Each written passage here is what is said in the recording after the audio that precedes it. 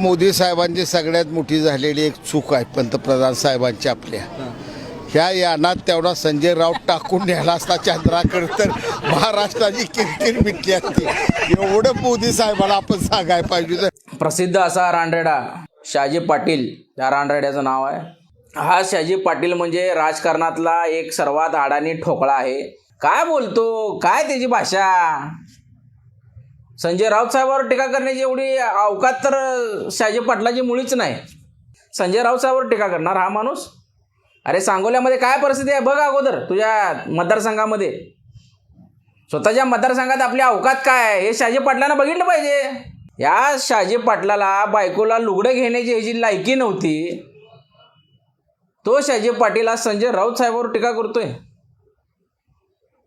आज त्या शहाजी पाटलानं 3 एकरमध्ये त्याचं घर बांधायला काढलेलं आहे. 50 करोड रुपयामधनं हे खोक्यामधनं हे घर निर्माण होईल का. या शहाजी पाटलाला माझा प्रश्न आहे, एवढा पैसा आला कुठून. 3 एकरामध्ये हा जो घर बांधतोय हा शहाजी पाटील सांगोल्यात, एवढा पैसा आला कुठून. याची ईडी चौकशी केली पाहिजे. ईडी चौकशी करणार नाही, कारण त्यांचे बापजादे सत्तेमध्ये बसलेले आहेत. किरीट सोमय्यासारखे बापजादे, BJPचे बापजादे. हे शहाजी पाटलाच्या उत्पन्नाची अगर तो जो घर बांधायला आहे त्याची चौकशी करणार नाहीत. पैसा आल्या, मस्ती आल्या, रोज दारू मटण खाणारा माणूस. ह्यानं जर नाही दारू पिली ह्याच्या हातात थरथर कापतात. ह्याची जर मेडिकल टेस्ट घेतली ना ह्याच्या अंगामध्ये ना 50 लिटर तर दारूच मिळेल शरीरामध्ये.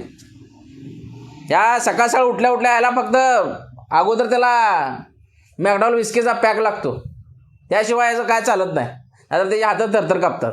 त्याला राजकारणातलं काडी मात्र त्याला नॉलेज नाही.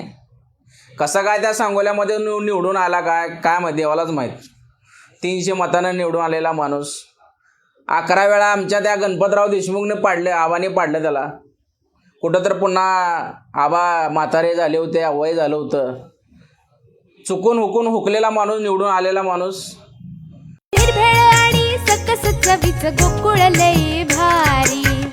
गोकुळ दूध आणि दर्जेदार दुग्ध उत्पादने. चव आहे कोल्हापुरी. गोकुळ लई भारी.